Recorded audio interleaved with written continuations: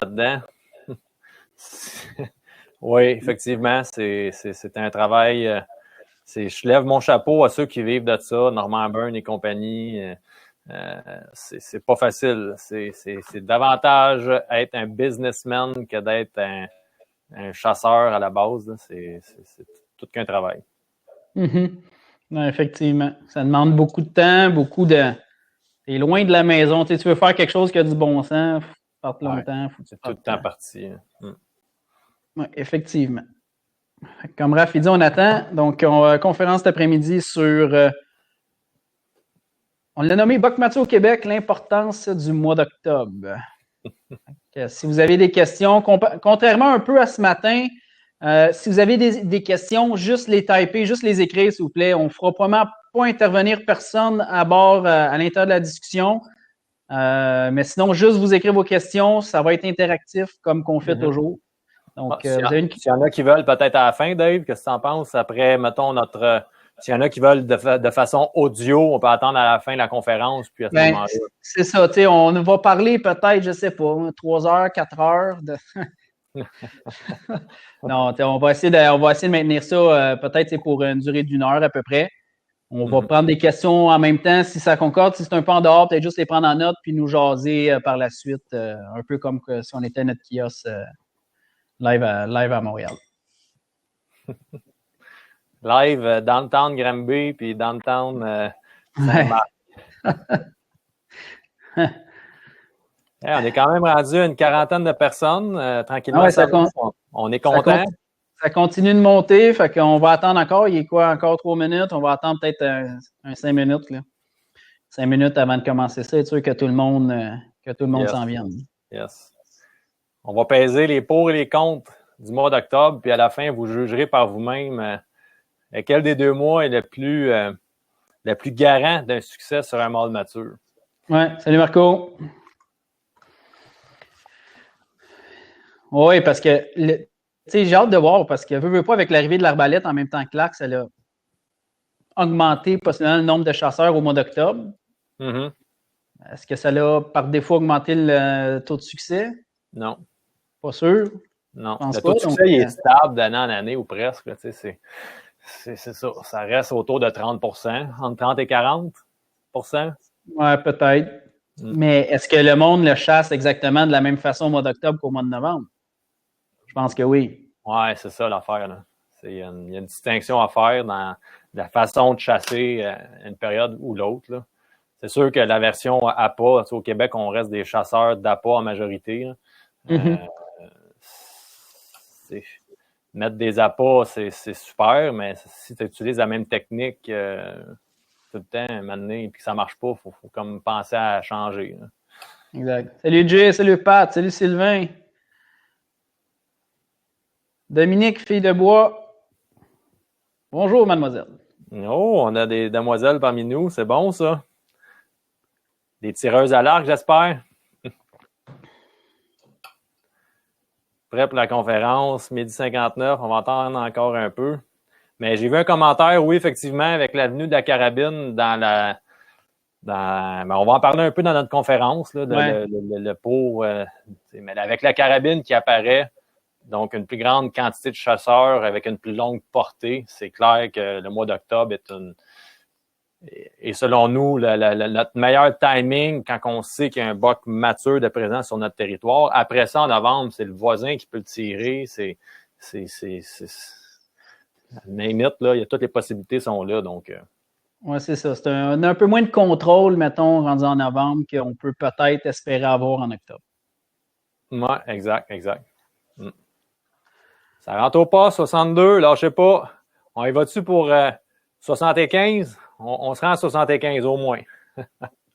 Ouais, je pense que oui. Faites le message à vos chums, à vos amis. Amenez-les. Connectez-vous. Le monde est en télétravail actuellement. Là, vous êtes tous capables d'une oreille d'écouter ça et de travailler en même temps.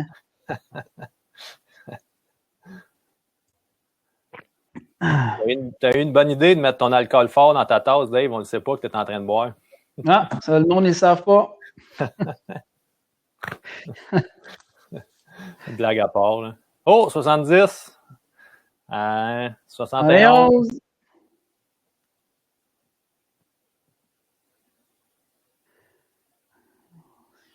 Là, si on ne parle pas, des fois, c'est parce qu'on lit en même temps là, les commentaires. On essaie de ne pas en manquer, puis il rentre assez vite. 76, bon, qu'est-ce que tu en penses? Notre minimum est rentré. Fait que, il est 13h01. Donc, écoute, ça monte encore. On attend ça encore peut-être 4 minutes. 1h05, on passe ça? Ah, on peut attendre. En attendant, on va parler d'autres choses. Les questions rentrent déjà. Là. Comment? C'est bon, ça. Des bonnes questions techniques. On aime ça.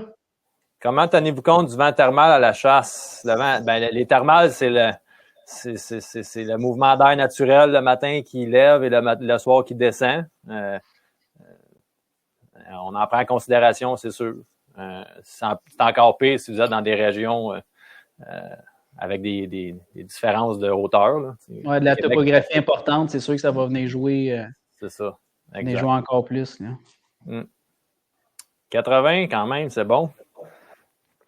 Les thermales, oui, on peut s'en permettre un peu plus le matin qu'on peut le faire le soir. Les thermales montent le matin, donc ça nous aide des fois à tricher un peu sur le vent. Est-ce qu'on peut se fier à ça 100%? Non, mais des fois, tu dis, Colin, il me semble qu'il aurait dû me sentir, puis notre air est tellement attiré vers le haut le matin que ça fait, c'est ça, on s'en tire. Oui, effectivement. 86, Dave. Ah oui, on va se renasser. Non, en fait, avez-vous déjà vu un cheval albinos? Oui. Oui, en Illinois. Je suis certain que j'y retourne, je la recroise encore. C'est pas morte, là, mais... Oui, il y a une femelle albinos dans le coin qu'on vend en Illinois, qui là, ça fait des années, là, c'est rendu une assez vieille femelle quand même. Donc, en Illinois, étrangement, il semble en avoir. Oui, mais ils sont protégés là-bas. Le logo de Campbell, Dave, là, il vient de ça. Il y avait un boc blanc qui se tenait là-bas.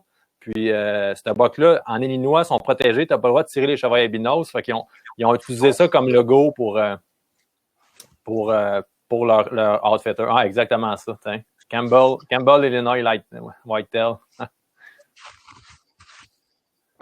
Exact. Notre position sur le RTLB, on va en parler vite en attendant qu'il soit 1h05. On est totalement pour le RTLB, la grandeur du Québec, mais appliqué peut-être de manière différente en fonction des densités. Effectivement, on va essayer de se concentrer vraiment sur octobre. Tout ce qui est autre, là, on va passer ça après la conférence. Est-ce que les vents thermales peuvent jouer avec les basses ou c'est toujours pareil si le matin en haut? C'est sûr que la pression atmosphérique joue. Là. Une pression atmosphérique qui est à la hausse, ça va aider pression à la hausse dans le sens que comment je pourrais dire? Ça va aider. Par temps nuageux, couvert nuageux, la pression est je suis en train de me mêler. Es-tu plus basse ou plus forte, Dave? Bref, le couvert nuageux, tu maintiens une pression, donc l'air reste plus au sol. Pression basse, oui. Pression basse, je ne voulais juste pas me mêler dans les termes. Là. Versus une pression haute que là, l'air monte, c'est sûr et certain. Dave Couture, lorsqu'un buck arrive sur la terre à la noirceur, ils sont de jour sur le club à côté, quel genre de moyen pourrait être utilisé? Moi, je rentrerais membre du club.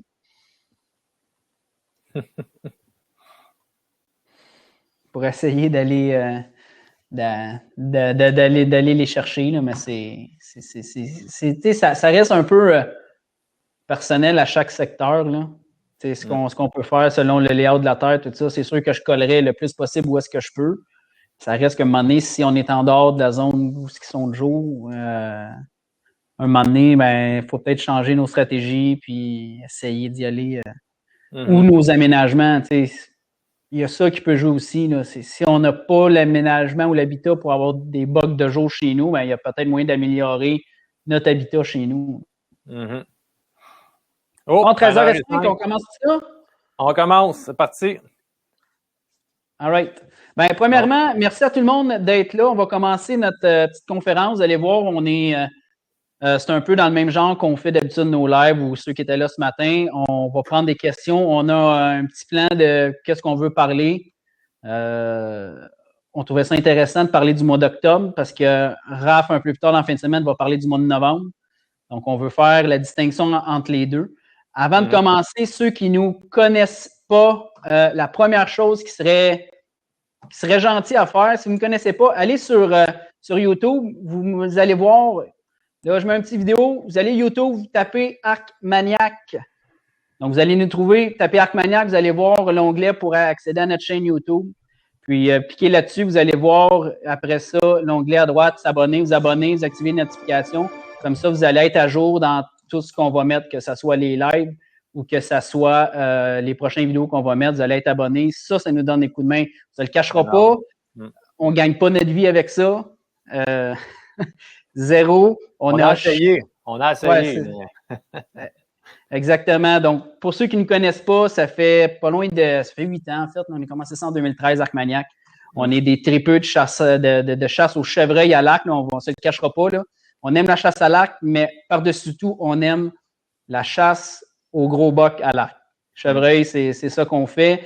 On fait pratiquement plus rien d'autre en dehors parce qu'on concentre toute notre énergie là-dessus au travers de notre vie de famille. Moi, je suis père de 2 petits-enfants de 4 ans puis 6 ans. Avec ma job, c'est des horaires temps plein. Fait que, on fait ça comme passe-temps. On s'amuse avec ça. On a des supporters des commanditaires qui nous aident dans tout ça, mais on ne gagne pas notre vie avec ça. On fait ça parce qu'on tripe. Puis on ne se considère pas des professionnels nulle part, dans rien non plus. On a, je crois, un bon taux de succès depuis une couple d'années. Puis ce qu'on aime, c'est partager, dans le fond, l'histoire ou les préparatifs de comment on s'est rendu à arriver à ça. Mm-hmm. Yes, donc c'est à mon tour. Je vais me présenter vite. Pour ceux qui ne me connaissent pas, ben, ça fait un petit bout. Je roule ma bosse avec Dave depuis 2013, effectivement. On a commencé sur le web, puis nous voici de retour sur le web. Étrangement, c'est là qu'on s'y plaît le plus. Puis on avait commencé large pour essayer de récolter le plus possible un peu différents gibiers. Mais là, notre ADN nous ramène toujours au chevreuil. On est des gars de chevreuil, chasseurs à l'arc de chevreuil surtout. Ça fait quoi? Ça fait 18 ans, je pense, que je chasse le chevreuil à l'arc seulement. Donc, notre expertise est là-dedans. Les techniques d'approche, techniques de comment être plus proche du gibier. Puis là, on pousse ça à une coche supérieure, moi puis Dave, cette année. On veut vraiment récolter à trad un buck à l'arc traditionnel. Donc, on va se mettre à ça ce printemps pour être prêt pour novembre. Ouais. Pas novembre, mais pour l'automne, pardon. Exact. Yes. Donc, en gros, c'est ça. Écoute, notre pedigree, on verra. On a beaucoup de questions. J'ai de la misère à suivre quand je parle en même temps. Donc, au pire, Dave, on s'échangera ça en fonction de qui parle ou quoi que ce soit. Mais on juge important de parler du mois d'octobre, comme Dave a dit, parce que le mois d'octobre, selon la technique de chasse qu'on utilise, c'est le mois qui nous donne le plus de pourcentage de chance sur un mâle mature. On nous a fait une petite compilation, là. Moi puis Dave, on a, dans les dernières années, moi, Dave puis Hugo, depuis 2016, on a tué un buck mature, mettons de 3 ans et demi en montant à chaque mois d'octobre. Donc, on va partir ça. Ça, c'était en 2016. C'est l'épisode qu'on a surnommé Big Five.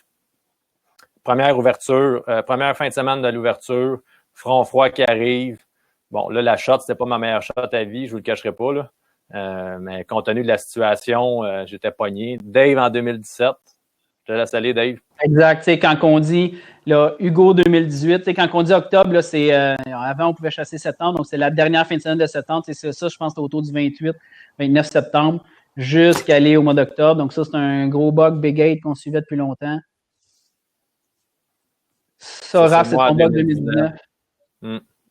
Un autre buck, le 3 octobre, je pense, si je ne me trompe pas. Ouais, exact. Là, on n'a pas vu là, mais moi, ça, c'est mon buck G1 Curvy cette année. J'ai tiré le 12 octobre. L'année passée, en fait, 2019, je l'avais tiré le 11 octobre, pas mort, donc non mortel. Fait que si on calcule, là, ça fait 2016, 2017, 2018, 2019, on a tiré 2. 2020, on a tiré un autre. Fait qu'on est rendu comme à 6 bucks de tirer depuis 2016 à l'ouverture ou dans les premières journées, premières semaines là, durant l'arc. Fait qu'on a tout le temps eu tendance à dire que le mois de novembre, c'était tout le temps le meilleur. C'était tout le temps le meilleur temps pour récolter un buck. Mais c'est tellement 2 chasses totalement différentes. Ouais, complètement. Quand on est dans des patterns octobre, ben, c'est rendu qu'on parle de prendre nos semaines de vacances au mois d'octobre à cette heure. Ouais, clairement. On travaille tellement fort toute l'année pour les patterner. Puis cette saison-là, ben là, elle a été raccourcie, là, on s'entend cette année, mais c'est d'autant plus important. Si vous avez un buck mature sur votre territoire, que vous savez qu'il est là, ben vos meilleures chances sont en octobre dessus. Si vous savez qu'il est chez vous. S'il est chez le voisin puis vous l'avez juste de nuit, c'est une autre game. Mais si vous savez qu'il est chez vous, faut mettre de la pression tandis que faut battre l'affaire tandis qu'il est chaud. Là, c'est en octobre qu'il faut mettre de la pression dessus pour être capable de l'avoir. Parce que rendu là en novembre, vous savez pas ce qu'il va être. Là. Il va-tu être chez le voisin? Il va être parti après une femelle 2 km plus loin? On ne sait pas. Ça couvre long, ça couvre large un buck. J'ai parlé avec Luc Brodeur, il m'a dit qu'un buck en novembre, on parle de 1200 acres de superficie, de territoire possible. Ça fait gros maudit, là. Versus en octobre, où ils sont dans un rond ça de gros. Donc, quand on pèse les pots et les comptes, octobre, ça reste là, pas mal une des meilleures, en tout cas, à notre avis, là, avec ce qu'on fait. Comme tu disais, la saison est tellement courte au Québec que je peux pas me permettre de pas être dessus en partant. Moi, je suis une nature assez agressive, je pense. Là. De plus en plus, je me définis comme un chasseur assez agressif. Là. En 2 semaines, Dave, tu peux pas être autrement. C'est ça qu'il faut que les gens comprennent. D'être passif en octobre, tu peux le faire, mais c'est parce que là, ça dure 2 semaines. Exactement. Après ça, si t'es passif, t'attends. Ils bougent dans ça de grand. C'est d'être passif, pas aller sur eux autres, c'est de les regarder de loin puis de pas les tirer. Là, on fait ça comment, chasser un buck en octobre? Ben là, il y a pas mal de neige encore, là, mais je vous dirais que le travail là-dessus peut soit déjà avoir été fait ou encore va être fait dès la fonte des neiges. On en parle souvent, Dave. Je pense que ça a été nos lives quand même assez populaire. On avait parlé des bêtes de buck. Ben là, les bêtes de buck, c'est pour chasser des bucks en octobre seulement. En novembre, on oublie ça. Là. C'est des bêtes de femelles. Donc, l'importance des beddings, savoir où sont nos beddings, mais c'est là. Ça part de, en octobre, c'est important, mais en novembre, c'est les beddings de femelles. Donc, un et l'autre est super important à savoir. Mm-hmm. Mais on a une couple d'exemples pour peut-être montrer, tout le monde se demande un bed de buck. Je sais que tu avais une couple d'images là-dessus. Je ne sais pas si vous allez embarquer là-dessus. Yes, donc, on va faire un petit exemple. Dans le fond, je vais juste bed de buck en lien avec les images. Je vais vous montrer des images. Ensuite de ça, j'ai fait un move en octobre pour voir quel buck utilisait cette bed-là. Puis on va vous montrer un peu à quoi ça ressemble. Donc, voici, dans le fond, la vidéo. Yes. Un autre buck bed. On a en avant de nous la place qui se couche, là.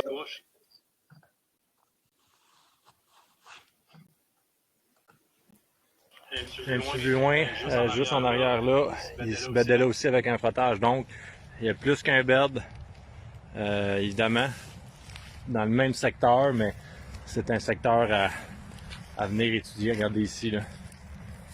Bedding là, à terre. C'est sûr qu'il y a des beds d'hiver, mais les signes qui sont là ne mentent pas. Là. C'est un bedding, donc c'est un secteur de bedding de buck. Donc, ça ressemble à ça, un bed de buck. Il faut les chercher maintenant. Ben, maintenant, c'est trop tôt, mais dès que la fonte des neiges ou encore après la chasse, c'est le temps de faire vos recherches. Là. Essayez de trouver ça. C'est pas juste de trouver un bed. Un bed à lui seul ne nous informe pas de grand-chose. S'il y a des indices autour, c'est encore mieux. Ouais, puis essayer de faire le lien entre ce bed-là et où est-ce qu'ils vont. Mm-hmm. Les dernières années, là, pratiquement toutes les bucks qu'on a vues, là, c'était tout. On les tire pas dans le bed. On les tire au edge. On les tire, on les tire quand ils sortent de la zone de repos. Puis pourquoi qu'on met autant d'emphase sur le secteur où est-ce qu'ils se couchent? Ben, c'est quoi les chiffres? C'est 80-90% du temps de la journée, ils vont le passer dans leur zone de repos. Et mes chances, à moi, si je veux le tirer, j'ai bien plus de chances de chasser le 90% du temps où est-ce qu'il est que le 10% qui va être autour de son site de nourriture, possiblement. Mm-hmm. Fait qu'on essaye de coller ça le plus possible pour l'avoir de jour. Il n'y a pas. Raph, il va monter des séquences tantôt. Là. Yes. En fait, on répond-tu? Je vois qu'il y a beaucoup de questions qui viennent de popper, Dave. On pourrait peut-être juste avant d'embarquer dans les vidéos. Oui. On a des questions en lien avec les beds. Là. Est-ce que les beddings sont revisités à toutes les années? C'est à vérifier à toutes les années, c'est sûr, certain. Ça peut changer en fonction des cultures autour. Moi, je pense que le même buck va être à la même place tant qu'il ne sera pas mort. Puis ça, j'ai une maudite bel exemple avec mon buck cette année que j'ai tiré. J'ai un, ouais. Je dis, je vais le montrer dans l'histoire, dans la vidéo, là, mais je recule 4 ans avant. Ma première photo de ce buck-là, quand il avait 2 ans et demi, c'était là. Je l'ai tiré à 200 pieds de ma première photo, il y a 4 ans. Puis à toutes les années, puis honnêtement, ça m'a pris comme 4 ans à réaliser ça. Puis je l'ai probablement réalisé quand je l'ai tiré. J'avais tout le temps de la misère un peu à le trouver. Puis cette année, quand je l'ai tiré, j'ai comme, OK, c'est parce que ça fait 4 ans que je le pose ou que je le vois de mes yeux ou pas loin, dans le même rond de peut-être 800 par 800. Là. Dans le même carré, là, c'est là que je l'ai pris le plus souvent en 4 ans. Fait que, le même buck, là, est-ce que l'année prochaine, il va y avoir un autre buck qui va être là? Peut-être. Mais ça reste qu'un buck, tant qu'il n'est pas mort et qu'il n'est pas dérangé, moi, je ne vois pas pourquoi il bougerait de place. Bon, avant d'aller à Frédéric, j'ai quelqu'un qui dit comment différencier les bêtes de boc ou les bêtes de femelles. Ben, vous saviez, vous avez vu, il y a des frottages, des signes de frottage. Pour les bêtes de femelles, il n'y a pas de frottage, mais il y a plusieurs bêtes ensemble. Elles bêtent en groupe de 6 à 7 individus, dépendamment. Ça peut être plus que ça, mais il va tout le temps avoir la femelle principale avec sa fille, puis bon, une autre accompagnatrice de femelle. Il y a une hiérarchie là-dedans. Fait il va y avoir des gros bêtes, des petits bêtes. Ça, c'est un bête de femelle. Bête de boc, ça va être des grosses couches, mais plusieurs grosses couches du même format, ou presque. Puis il va y avoir des signes de frottage. Ça répond un peu à la question, d'après moi. Tu veux-tu répondre à Frédéric Martineau, Dave? Fred, est-ce que tu peux te fier sur des bêtes de boc trouvées en novembre? Plusieurs bêtes, mais juste en novembre. Tu peux te fier? Oui, mais je vais peut-être me fier là-dessus en novembre. C'est peut-être une place qui en novembre se ramasse là parce qu'ailleurs, il n'y a plus de couvert. Parce que, tu sais, moi, je pense que les signes, quand on les trouve, c'est pas mal relatif à quand ils l'utilisent d'année en année. Fait que, tu sais, c'est à vérifier peut-être au courant de l'été ou au printemps si c'est déjà utilisé. Y a-t-il des poils dans le bed? Si vous trouvez un bed, là, y a-t-il des poils dedans? Tu sais, c'est quelque chose qui est utilisé présentement. En même temps, y a-t-il été là parce que finalement, il a été avec une femelle pendant 2 jours dans le même coup? C'est de faire le lien entre les temps de l'année puis où est-ce que vous trouvez vos signes, puis probablement le chasser dans ces temps-là. Donc, Julien Véraud, en octobre, les bêtes de box sont plus en baisseur, coulé ou en flanc? Moi, je pense qu'en octobre, ils sont encore en mode bouffe, aller jusqu'à mi-octobre, on s'entend. Là. Donc, les endroits qui vont vous donner, bon, s'il fait très chaud, j'imagine que les coulées, les baisseurs, ça peut être une option, mais l'endroit qui va lui fournir du couvert et de la nourriture, parce qu'eux, ils remangent, là, ils se lèvent dans le jour, ils restent pas couchés toute la journée. Là. Donc, il y a un endroit qui peut lui procurer couvert et nourriture va être l'endroit privilégié. Avantage du vent. L'avantage du vent, il va être bien plus avantagé en haut qu'en bas. Ouais. Par les thermales, par, tu sais, là, il y a plein de vidéos là-dessus là, qui en parlent. Là. Mais majoritairement, si vous avez une grosse topographie, là, les bugs vont avoir probablement une tendance. Puis on l'a validé, là, on est chassé en Ohio, c'est ultra montagneux. Les bugs vont utiliser les pointes des montagnes. Ils vont utiliser le premier tiers, peut-être, marcher le long de vos des flancs. Vous allez trouver un moment donné, il y a une hauteur qui va avoir plus de signes. Ben, c'est probablement cette hauteur-là qui s'en sert. Puis, si vous vous placez un peu, vous avez la chance de trouver des bêtes, vous allez voir l'avantage qu'ils ont. Ils vont en bas, ils sentent avec le vent qui passe par-dessus la montagne, ils pognent poignées des thermales qui arrivent d'en bas, puis là, ils ont un avantage pratiquement blindé pour être capable de survivre, en fait. Les plateaux, ces montagnes, là, c'est killer. J'ai chassé pendant des années la montagne à Saint-Paul-d'Abbotsford, puis partout où il y avait des plateaux, ça montait quand même assez abrupt avec quelques points d'accès, plateaux, les chevreuils bédaient toutes là. Ils voyaient facilement ce qui arrivait d'en bas, comme Dave l'expliquait, puis il y avait 3-4 sorties possibles. Puis le danger n'arrivait jamais d'en haut. Il n'y a pas un prédateur qui arrivait d'une paroi escarpée, là, fait qu'il était blindé là, en allant là. Un buck qui rentre dans son bed, va-tu toujours aller chercher son vent avant d'aller se coucher? Vent de côté, avec un vent de côté. Moi, je pense que les bucks utilisent pas mal plus un vent de côté qu'on pense. Là. Parce que s'il y avait toujours un vent de face, il marcherait tout le temps en ligne droite. Là. Ce qui a comme pas de logique à un moment donné. Là. Les bucks, là, ils vont se servir du crosswind, ça, je suis convaincu. Puis, c'est sûr qu'ils vont savoir d'avance. Ils n'iront pas se coucher sans être sûr que leur place est safe. Là. C'est ça. Ils vont se coucher comment? Ben, ça, pour l'avoir validé à maintes reprises dans des parcs, des parcs glacés, des affaires de même, que les chevreuils, tu peux les nourrir quasiment. Puis quand on s'attarde, on regarde la façon qu'ils se couchent. Là, tu te mets à analyser, tu te dis, OK, c'est vraiment vrai. Ils vont se coucher, là, ils vont regarder souvent leur accès à eux autres. Fait que s'il y a un prédateur qui croise leur trace, qui va remonter leur trace, ils vont le voir arriver. Puis ils vont avoir le vent dans le dos pour sentir ce qui arrive en arrière. Les bucks, c'est comme ça. Les femelles ont tendance à s'éparpiller de façon à avoir un genre de vision globale de l'endroit. Il peut y en avoir une ou deux dans le même sens, mais la plupart vont comme être orientés de façon un peu différente pour couvrir les différents angles d'approche. Donc, c'est intéressant. C'est ça. Le buck étant plus solitaire, ils ont probablement développé des méthodes de survie pour leur permettre justement de voir le danger arriver, où est-ce qu'ils peuvent arriver, puis l'entendre, puis le sentir d'en arrière.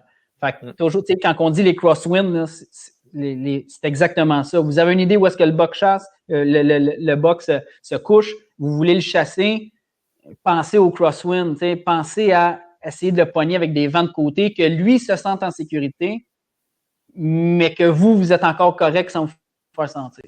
Clairement. Donc, on va y aller de bord avec la présentation du vidéo. Tantôt, on a montré une vidéo d'un bed de buck. Maintenant, je vais vous montrer le buck qui utilisait, dans le fond, ce bedding-là. C'est beau de savoir qu'il y a un buck qui se beddait là, mais on veut savoir c'est qui. Mais je veux pas mettre d'impact. On va pas mettre une caméra dans le bedding. On garde ça pour la chasse. Donc, tu sais, on fait des passes où on fait c'est pas des passes exploratoires, mais disons que quand je vais y aller, si le buck qui est là fait mon affaire, ben j'ai une chance de le tuer. Il fait pas mon affaire, ben je le laisse aller. On va montrer une image qui sort du bed. Là, je pense qu'on va bloquer nos micros, Dave. Ouais, ben je l'ai mis au traf quand on les met.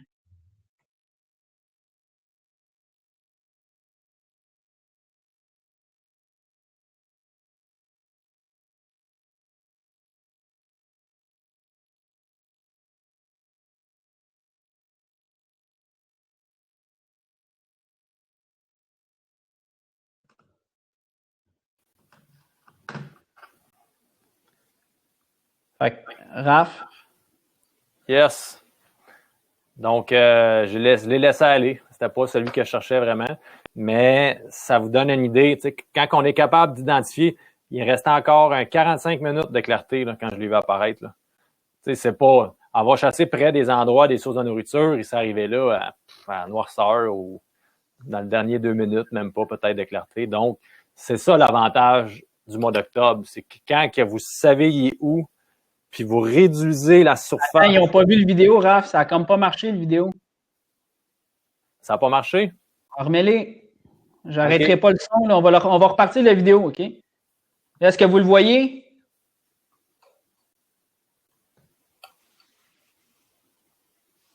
C'est bon. Là, il semble le voir. Fait que, je pense qu'il n'y a pas de son dans la vidéo. Fait qu'on peut commenter en même temps. Là.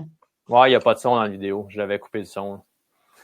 Yes, donc ce bug-là, il sortait du bed que j'étais allé vérifier. Là. C'était lui qui se tenait là, autrement dit. Yes.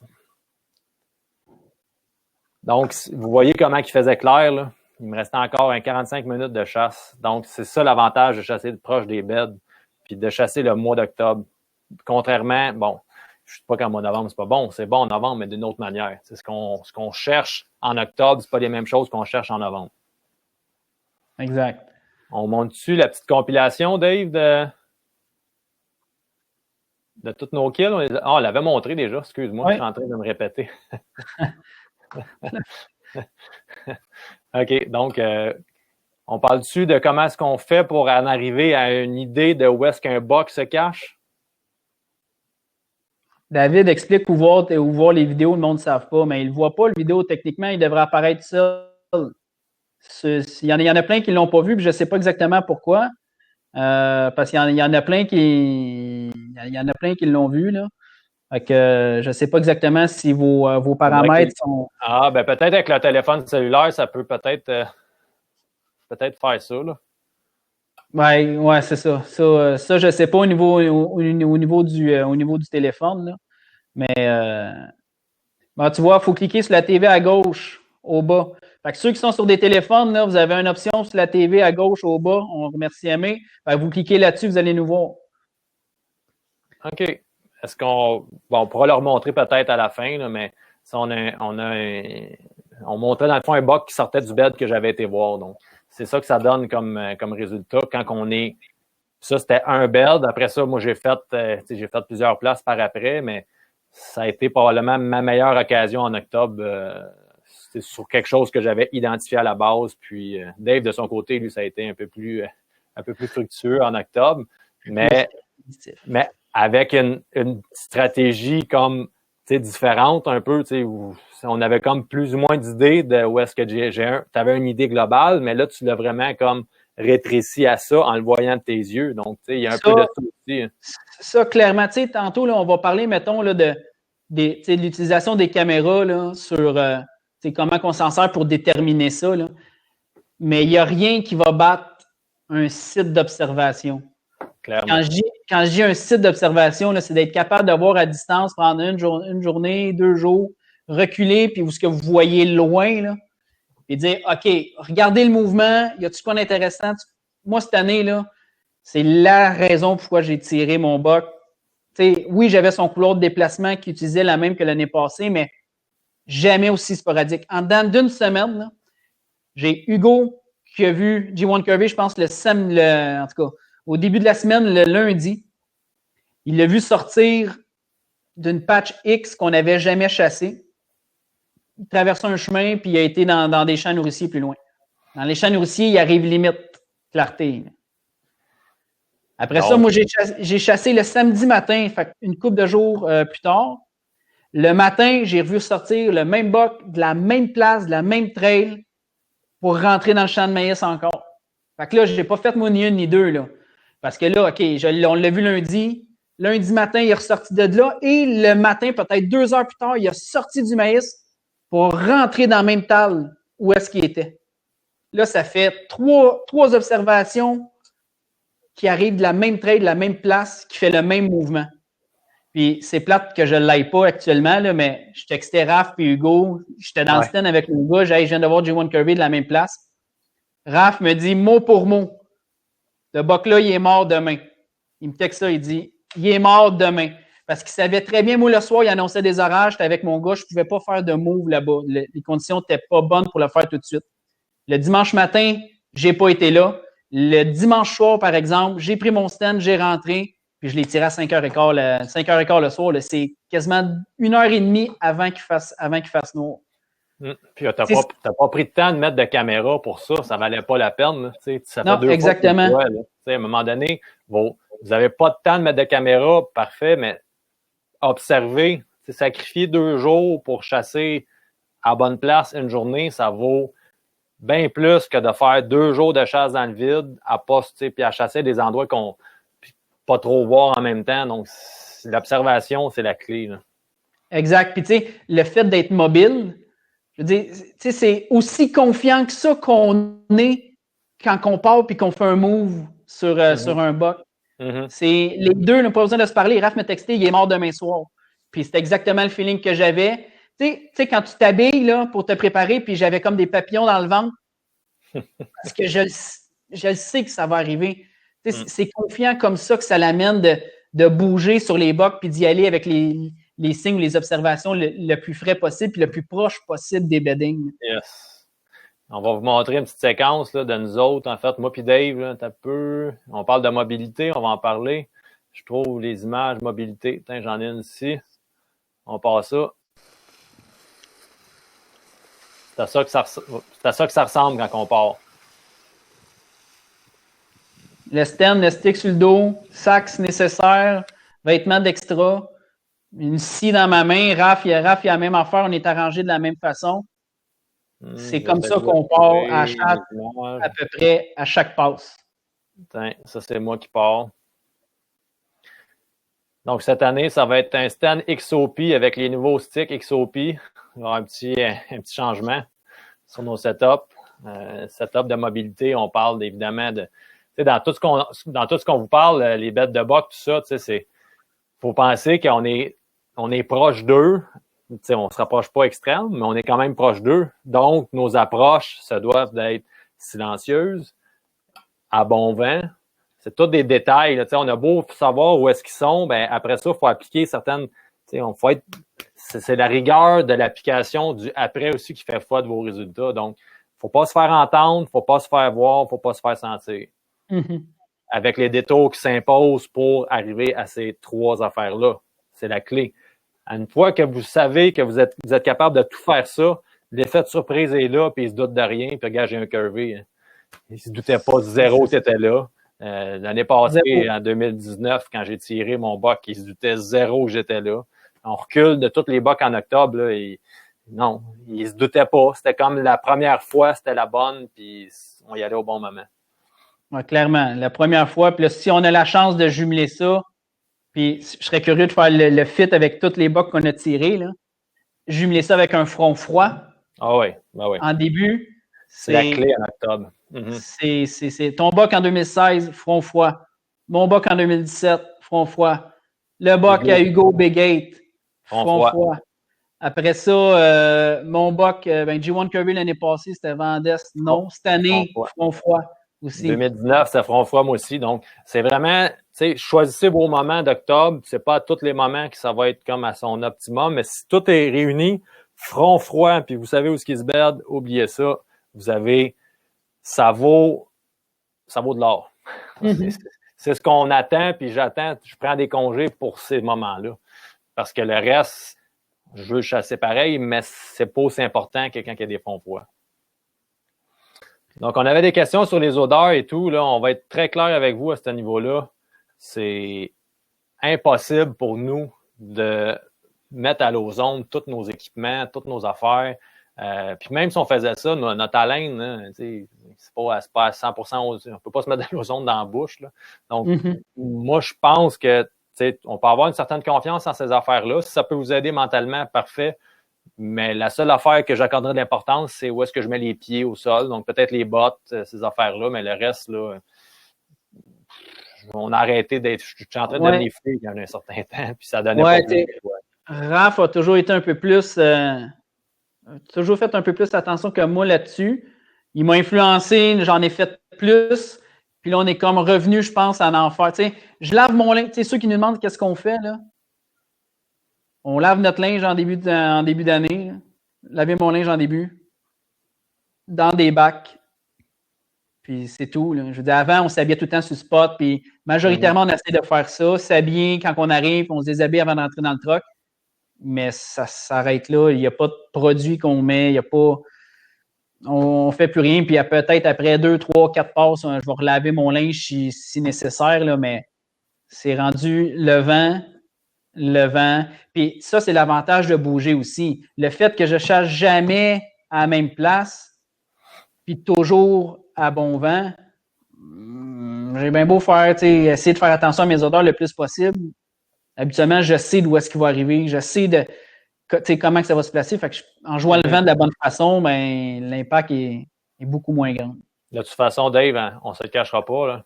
C'est ceux qui veulent essayer la mobilité, vous allez l'apprendre à vos dépens. Il faut s'habiller léger parce qu'on traîne du stock, on a chaud. Donc, tu sais, m'amener ces efforts-là d'éliminer les odeurs. À marcher, on a chaud, puis on peut pas.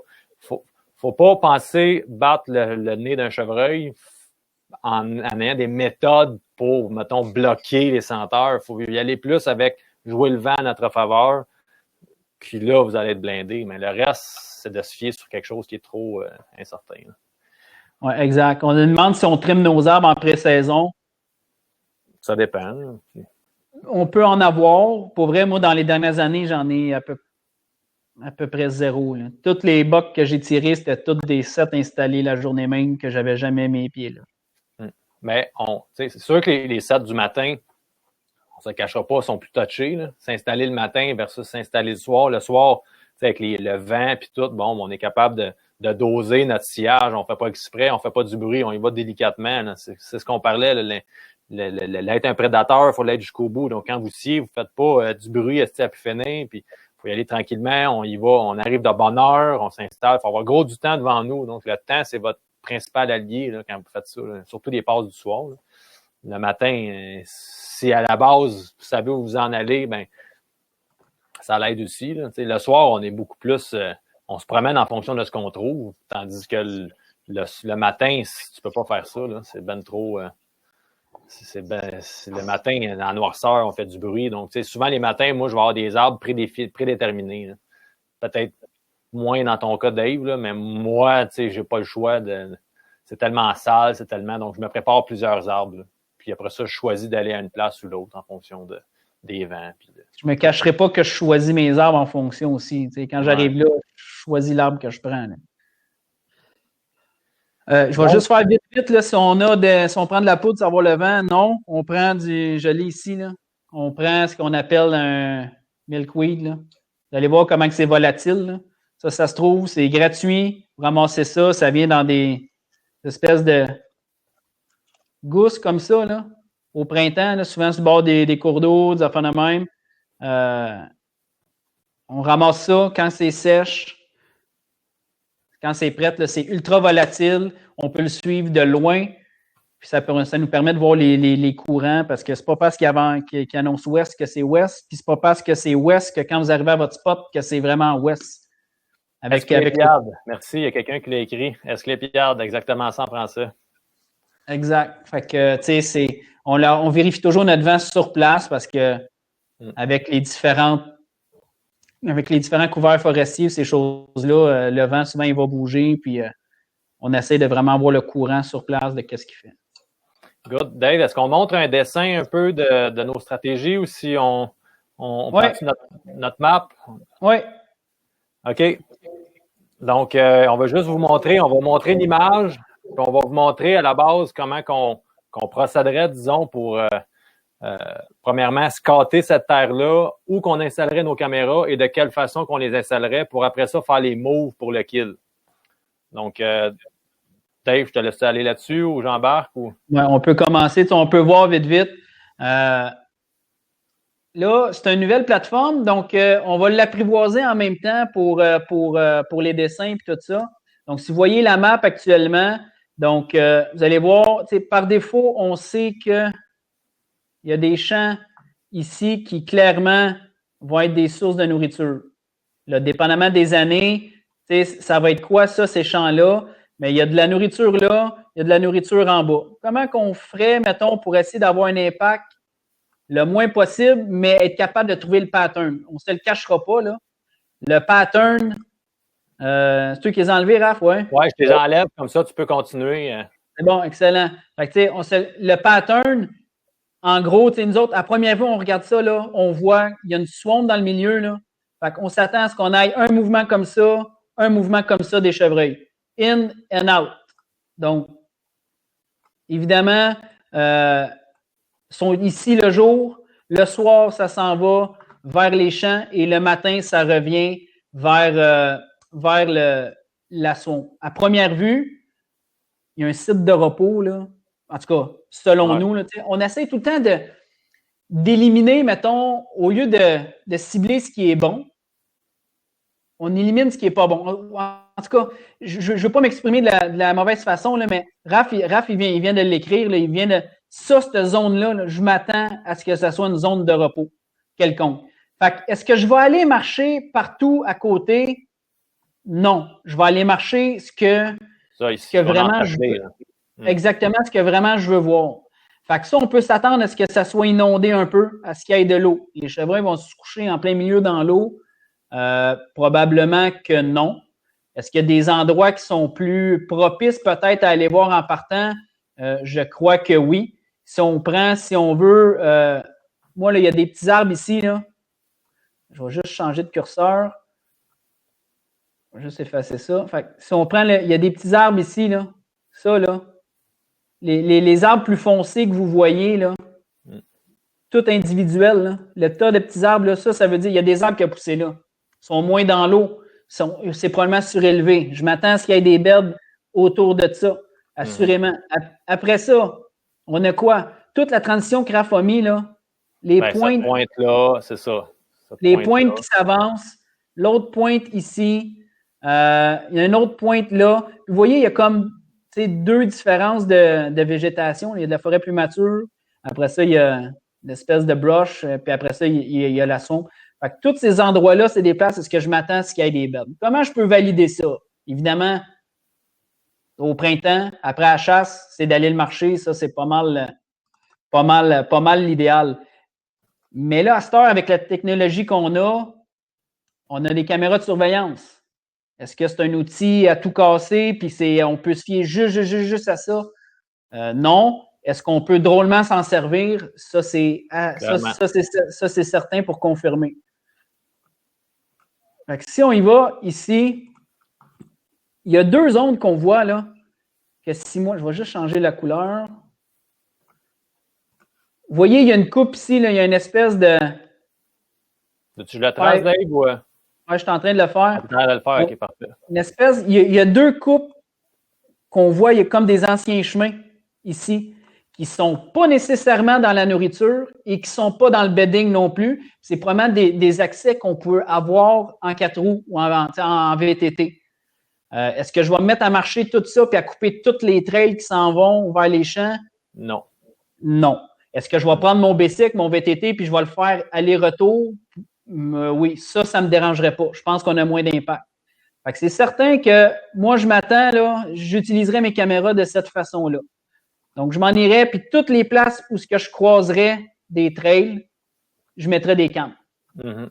Fait que, dépendamment où il y a des trails, une cam. J'en ai-tu 25 caméras? Non, j'en ai pas 25. Je vais les promener. Mm-hmm. Fait que je mettrais des caméras peut-être 10 jours, 2 semaines pour essayer de valider ce qui passe dans ces trails-là. Puis d'après moi, ça ne sera pas trop long. Vous allez remarquer que sur certaines caméras, vous allez poser des bocs. Puis sur certaines d'autres caméras, vous allez poser juste des femelles. C'est à partir de là qu'on rétrécit. Exact. On y va comme ça, parfait. C'est ces deux-là seulement qui punchent. OK, est-ce que je viens en remettre un autre? Là, j'ai de la misère à me mettre ce curseur-là. Moi, je suis en rouge. C'est un peu vrai, je choisisse mon jaune. Parfait. Donc, voyons, je suis encore en jaune. Bon, anyway. On va effacer ça. Mais bref, on rajoute des caméras là où on n'a pas mis. Exact, merci Dave. Donc, on joue avec nos caméras de façon à identifier un corridor précis. Là. C'est-tu ces deux caméras-là qui marchent et les autres ne marchent pas? Bien, parfait. Donc, on a une idée que dans le fond, quand ils se déplacent, là, c'est grosso modo là-dedans. Là. Puis même chose, si c'était en bas, c'est ces deux-là qui marchent, bien là, ça serait grosso modo dans ce corridor de déplacement-là. Donc, je mettrai pas que je ne mettrai pas d'efforts ailleurs, mais je vais concentrer mes efforts là. Là, à partir de là, c'est à quelle heure qu'il passe? C'est dans quelle direction? Puis là, je peux faire un lien. Parfait, les bugs passent juste sur ces deux caméras-là. Bien, vous pouvez chasser en haut, en bas. Est-ce qu'ils passent de jour? Est-ce qu'il faut que j'aille plus creux parce qu'ils passent plus tard? Si vous les posez là, où est-ce qu'on les mettait, là, puis vous les posez juste ici, là, puis vous les posez à la limite de la noirceur le soir, là, bien, chassez pas ça sur le bord du champ. Mm-hmm. Vous allez chasser ça sur le bord du edge où est-ce que Raph vient d'encercler. Dans le fond, il faudrait circuler à quelque part dans cette région-là, là, en fonction des heures, comme David dit, des heures de caméra qu'on a. Donc, c'est vraiment les caméras. Aussi, quelle distance entre chaque caméra? Dave, tu as des caméras que tu vois d'une caméra à l'autre. Tu es capable de j'avais, là, pour vrai, sans farce, là, sur 600 pieds, j'avais 7 caméras. Ça fait 2 ans. Sur 600 pieds, j'ai 7 caméras. Donc, on vient vraiment limiter. Fait ensuite de ça, est-ce qu'on a la vérité infuse à savoir exactement où aller le chasser? Non, mais si c'est ce corridor de déplacement-là, puis qu'ici, il arrive tard, bien là, il faut venir visualiser. Bon, parfait, ça veut dire qu'il est bédé probablement à quelque part dans ce secteur-là. Donc, on peut y aller à coup de 1 ou 2 passes. On commence non intrusif. Paf, on commence là. On le voit peut-être, un peu comme David a fait.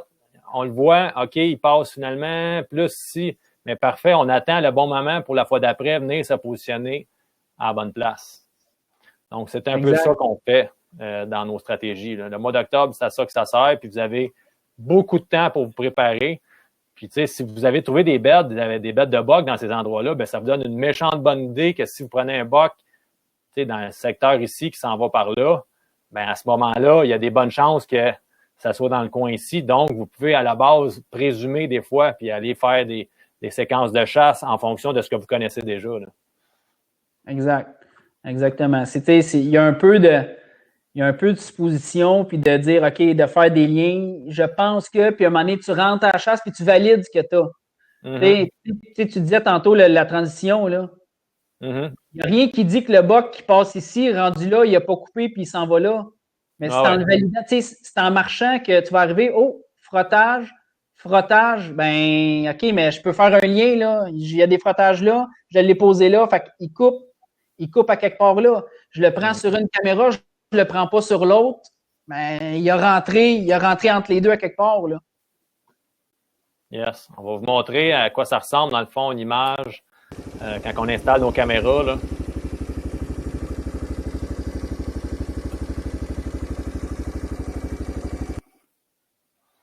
C'est ça. On essaye de ne pas débarquer. On reste dans les chemins.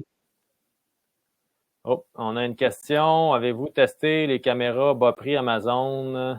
Avez-vous des salines? Bon, on a plusieurs questions. Pour répondre à ça avant de continuer. Attends une minute. Moi, oui, réponds à une question, puis après, moi, je veux répondre à Marcel. OK. Jean-Philippe Jones, faites-vous des salines dans vos préparatifs? Oui, on en fait. Quand on ne sait pas où un box se bed, on va installer des micro-salines qu'on appelle. Donc, on ne fait pas une saline, on fait plusieurs petites salines, car on a remarqué que dans le passé que les bocs ne se déplacent pas sur une longue distance pour aller sur une saline. Donc, il faut que vous soyez dans son secteur à lui. Donc, vous allez faire des salines peut-être pour rien, puis vous allez en faire d'autres qui vont puncher plus que les autres. Ben là, il faut partir de là pour dire, OK, le boc, il doit être bédé dans ce coin-là. Oui, on a testé les caméras bas prix d'Amazon. J'ai rien à dire de négatif là-dessus. Ouais. J'ai rien à dire. Marcel, les vents peuvent ne pas être favorables à cette stratégie. Je suis pas d'accord. Parce que si je reviens ici à mon plan, qu'est-ce qui est pas favorable? C'est un vent pas favorable pour qui? Pour nous ou pour le boc? Parce que on s'entend que si on veut tirer le boc dans son couloir de déplacement, il faut le chasser quand le vent est favorable pour lui. C'est-à-dire qu'il se sent en sécurité pour l'utiliser, ce corridor-là. Puis par défaut, c'est à nous à se trouver une façon de se rendre là. Quand je disais tantôt, plutôt là, les crosswinds, quand je dis que je suis agressif, là, moi, si j'ai un vent, là, techniquement, un boc dans ce type d'habitat-là, il va venir on va se mettre un exemple, on va avoir un vent possiblement qui va être quelque chose comme nord-est. Nord-est serait favorable pour le boc parce qu'il peut s'en aller crosswind, s'en aller vers les champs. Mais moi, c'est sûr que c'est touché un vent nord-est parce que je vais pousser vers où est-ce que lui se couche.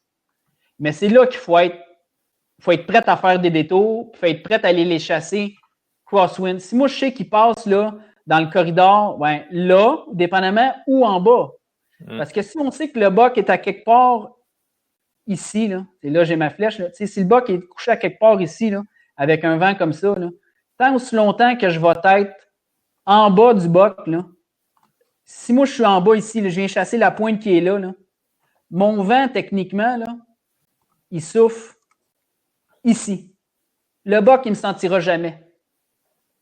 Mais je suis dans le même sens que le boc où est-ce qu'il arrive. C'est d'aller à la limite de où est-ce que le boc est en sécurité, puis où est-ce que nous, on ne se fera pas sentir. Puis ça, évidemment, c'est à chaque jour, c'est à vérifier. Puis peut-être que parfois, je vais rentrer par en bas. En rentrant, peu importe mon accès où, je vais rentrer comme ça, puis je vais m'en aller là. Fait que comme ça, mon vent, moi, il souffle tout le temps par en bas, comme ça. Puis il y a d'autres fois que je vais rentrer, je vais faire le détour par les champs, puis je vais rentrer par en haut après, parce que le vent souffle de l'autre bord. Mais ça, c'est de prendre le détour, puis je chasse la même place, là, mais dans deux accès complètement différents. En étant mobile, on est capable de jouer avec ça, là. C'est sûr qu'il peut y avoir des situations peut-être où c'est pas correct, mais on fait tout simplement pas chasser là, on chasse ailleurs tout simplement. Là. C'est pas. Donc, on enchaîne dessus, ça va quand même vite avec. Oui. On va vous montrer à quoi ça ressemble une image de buck qui sort dans le fond de son bed en octobre. Donc, c'est mon kill dans le fond de 2019. Vous voyez ce qu'il fait, là? Il n'est pas pressé de partir. Là. Il est vraiment pas pressé de partir. Il mange la feuille. Je le voyais, là, il mangeait de la feuille à gauche et à droite. J'allais regarder pendant à peu près une demi-heure de temps. Puis Dave, G1 Curvy, faisait exactement la même affaire. Ils sortaient, ils broutaient. Ils sont dans leur zone. Là. Tant qu'ils ne traversent pas, vous voyez un chemin à gauche, là, tant qu'il ne traversera pas ce chemin-là, il n'est même pas en mode alerte. C'est quand il arrive là, qu'il tombe en mode, OK, il y a peut-être un danger. Mais sinon, il est totalement dans son environnement. J'ai jamais mis les pieds là. Personne n'a mis les pieds là. Il est à quelle distance, mettons? Il est à quelle distance du coin où est-ce qu'il s'élevait? Il était à 100 mètres, là. À peu près. Avez-vous la vitesse à laquelle il marche? C'est vraiment lent. C'est ça. Donc, il faut vraiment être proche d'eux en octobre pour espérer les voir de jour. Sinon, non, Jonathan, on ne chasse pas sur un appât. Pour se donner une idée, là, ce buck-là, là, il s'en va vers la mort. 1 kilomètre plus loin. Là. La trail qui est là, il est à 300 pieds de son bed, puis Raph, il sait, il s'en va se nourrir dans un champ de soya à 1 kilomètre plus loin. Là, on est peut-être quoi? T'es 45 minutes avant clarté? Une demi-heure? Ouais, là, on est rendu probablement une demi-heure, mais je l'ai regardé pendant une demi-heure, 40 minutes facile là, avant de pouvoir le tirer. Mais la façon qu'il s'en venait, je savais qu'il s'en venait vers moi, mais il mange tout ce qu'il rencontre, tout ce qui est intéressant pour lui, il va le manger. Puis il attend clairement le bon moment pour sortir. C'est pas autre chose que ça. Puis je crois que là, c'est là que je vais le tirer. Exact. Puis, tu sais, si on y va, la lenteur, tu sais, j'ai une autre vidéo ici. Ça, c'est le contraire. Un buck qui rentre. Là, on est le 11 octobre 2019. Il est 10 heures le matin. Quand est-ce que vous avez vu des bucks à 10 heures le matin debout? Je le vois pas, Dave, moi. Ah, il n'est pas parti encore. OK.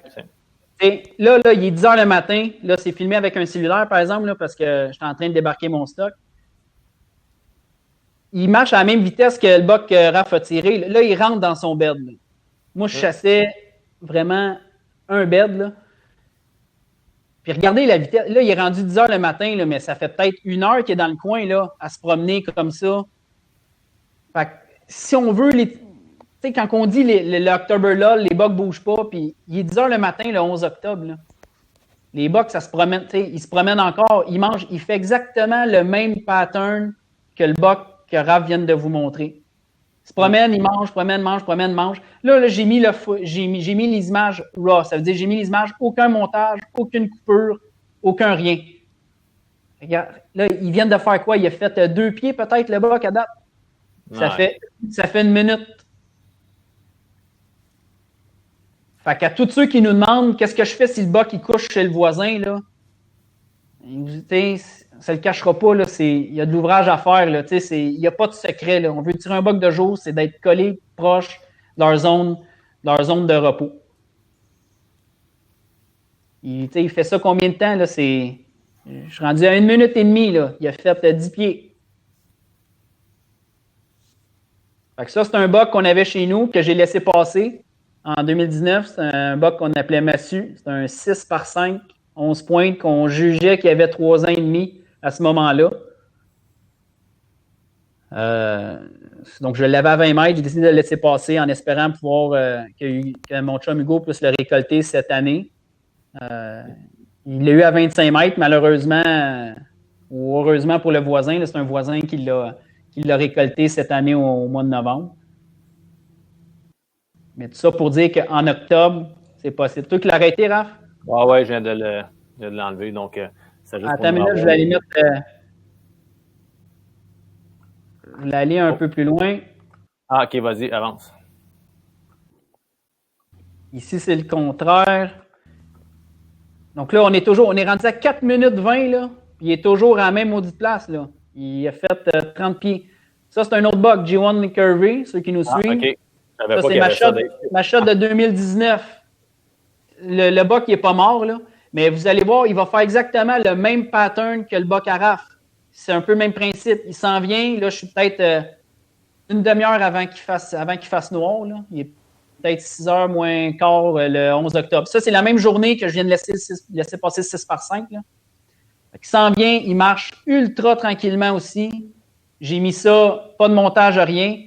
Puis il va arrêter la même affaire. Il arrête juste avant de vérifier le chemin. Avant ça, il est relax, là. Il arrive au chemin, c'est là qu'il n'est pas sûr. Mais encore là, c'est une autre vidéo qui va durer 2 minutes.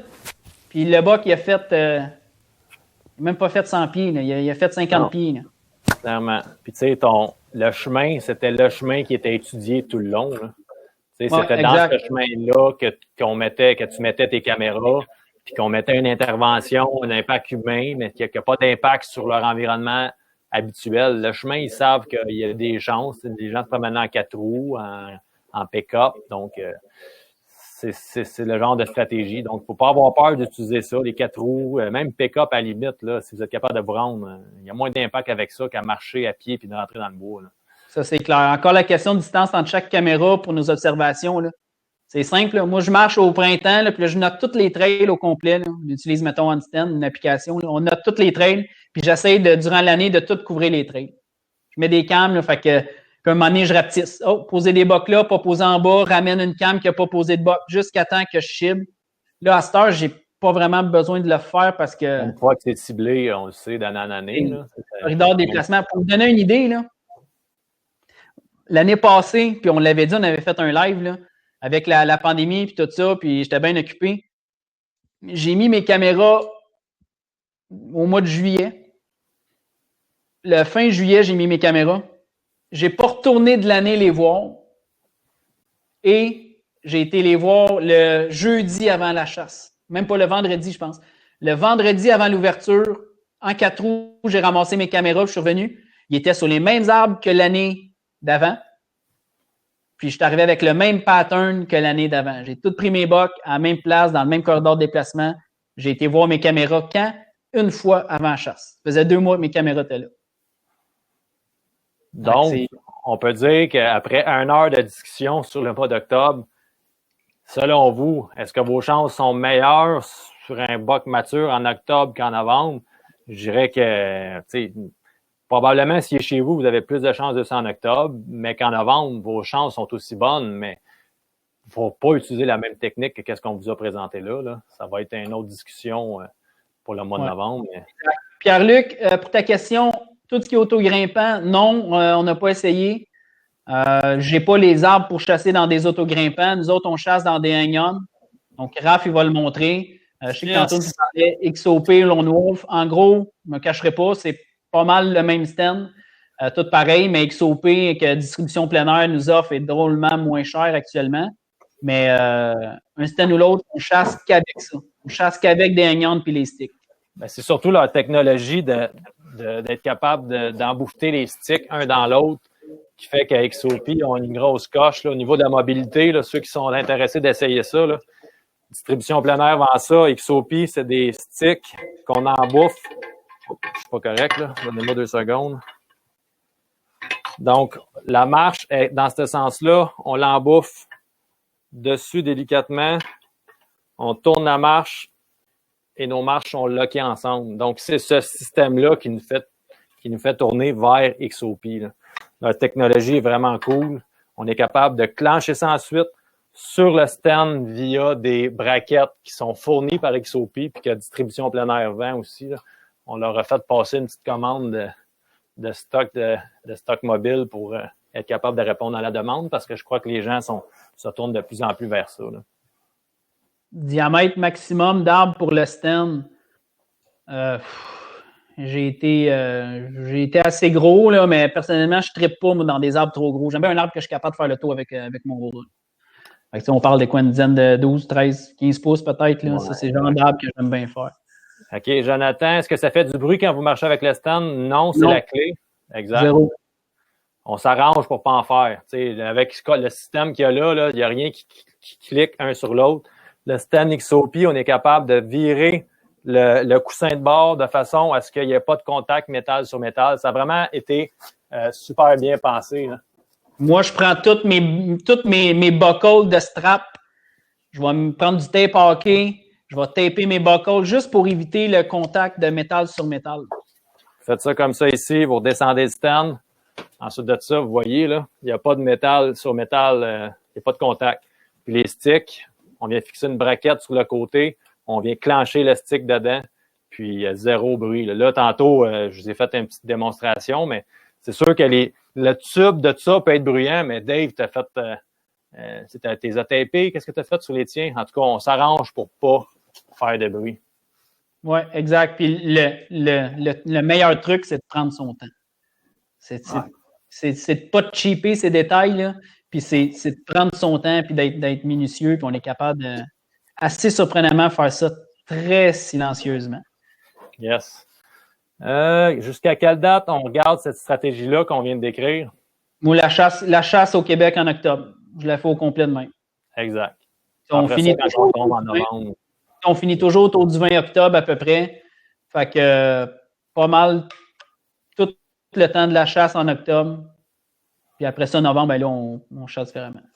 Combien à peu près XOP dans les de mémoire, c'était quoi? C'était pas 2,34 le stand, puis... à peu près la même affaire pour les sticks, là, ou peut-être un peu plus. 200 les sticks, puis 2,34 le stand, je pense, pour 4 sticks, qui va vous permettre de monter à peu près à 18 pieds.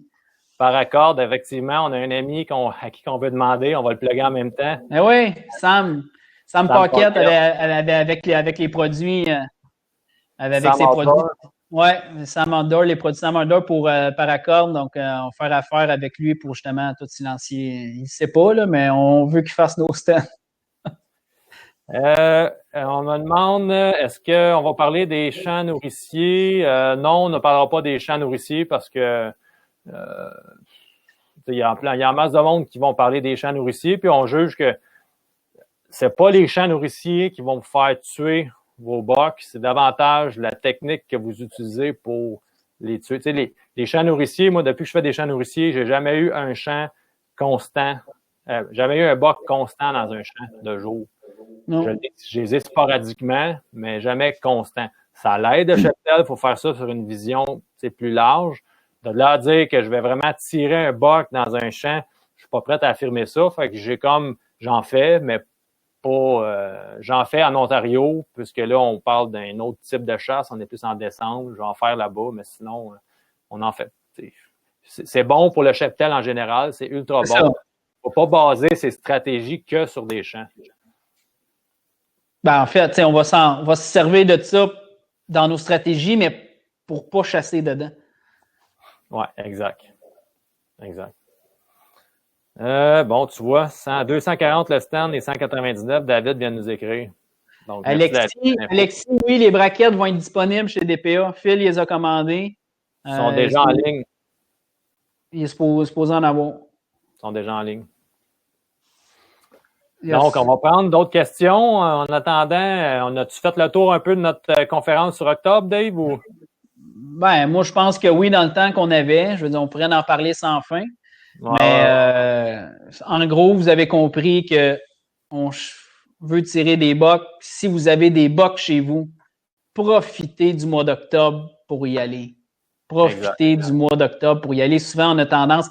Puis on le faisait avant, là, on gardait nos meilleurs stands, on gardait ça pour le mois de novembre, puis on n'y allait pas. Mais tu te rends compte que c'est pas les bons stands en octobre, c'est pas tes bons stands en novembre. Puis quand tu as des bonnes places en octobre, quand tu vois le même boc 3 fois dans la semaine à la même place, là, y es-tu plus vulnérable que. Y a-tu un moment dans l'année qui est plus vulnérable que là? Je suis pas sûr. Donc, à vous d'en tirer vos propres conclusions, mais je pense que c'est à l'avantage de tout chasseur de faire ses petits devoirs pour lui permettre de tirer son épingle du jeu. Puis ça, c'est à des frais. Je veux dire, on n'a pas parlé d'apportage, on n'a pas parlé de rien dans ce qu'on a dit. Là. On y va simple. Donc, on regarde les signes. Bon, ça peut peut-être vous coûter des caméras, mais ça, c'est pas perdu. Versus du blé d'Inde qu'on drop dans le bois, puis que s'il n'y a rien qui nous dit qu'il y a un gros bac là, c'est du blé d'Inde qu'on jette pour rien. Là. Donc, oui, il y a un minimum à avoir, mais c'est pour ça que les champs nourriciers, on ne veut pas en parler. Ça reste que c'est coûteux faire les champs nourriciers. C'est dispendieux. C'est pas, si on veut rendre ça accessible à tous, là, on y va simple, en sachant lire les signes que Dave, ça fait suite à demain, tu vas en parler de ça, là, les aptitudes à avoir. Ben, c'est de travailler ce volet-là de votre coffre à outils de chasseur qui va vous aider à être efficace, là. Exact. Donc, pour ceux qui sont là, ça va pas mal rapper ce qu'on parlait pour la chasse au mois d'octobre. Si vous avez des questions, on va rester en ligne. Vous voulez venir nous jaser de la conférence, de d'autres choses. On va peut-être juste prendre un petit 5 minutes là, aller me chercher de l'eau. Oui, 5 minutes, puis on revient. On va revenir en ligne. Vous pouvez venir nous jaser. On va être là une petite partie de l'après-midi. Demain, une autre conférence à 14h. Ça va être, on a décidé de répertorier peut-être les 5 habitudes à avoir pour augmenter nos chances sur les bucks au Québec. On va essayer d'y aller un peu out of the box. On a fait un retour sur des kills qu'on a eu dans les dernières années. Et, dans le fond, ce qu'il y avait en commun dans chacun qui nous a permis d'arriver à cette kill-là. On va en parler demain. Sinon, à soir, qu'est-ce qu'on fait à soir, Raph? Yes, à soir, on a notre Frédéric Martineau, notre gagnant. Donc, on va analyser sa terre. Donc, on va parler, dans le fond, de OK, parfait. On a une terre ici avec des informations. Voici comment qu'on procéderait, disons, pour, première entrée, sortir de la terre, par où qu'on commencerait pour faire notre scouting, trouver les bêtes de boc.